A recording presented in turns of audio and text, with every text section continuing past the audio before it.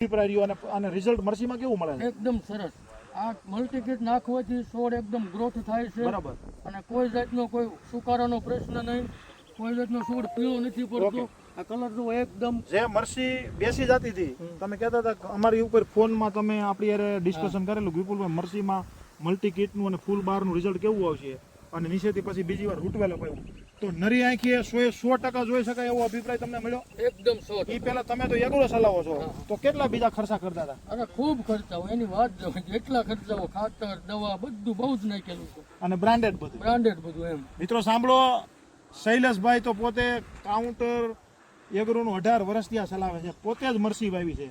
જ્યારે મરસીનું ફિલ્ડ કહેતું હોય અને મરસી સામે રિઝલ્ટની વાત કરતી ત્યારે શૈલેષભાઈ આ પ્રોડક્ટ વિશે આગ્રહ રાખે છે. નકર એની પાસે તો પોતાની પાસે 8-10 કંપનીનું ડિસ્ટ્રીબ્યુટરશીપ લીધેલી છે અને ઘણી પ્રોડક્ટ વેચે છે. તો એગ્રીવેલની જ પ્રોડક્ટનો આગ્રહ હું કામ રાખે છે ને બોલે છે શૈલેષભાઈ? નહીં, પ્રોડક્ટ જ એવી છે, એકદમ ખેડૂતને પોસાય એવી છે, એકદમ રિઝનેબલ ભાવમાં પ્રોડક્ટ છે.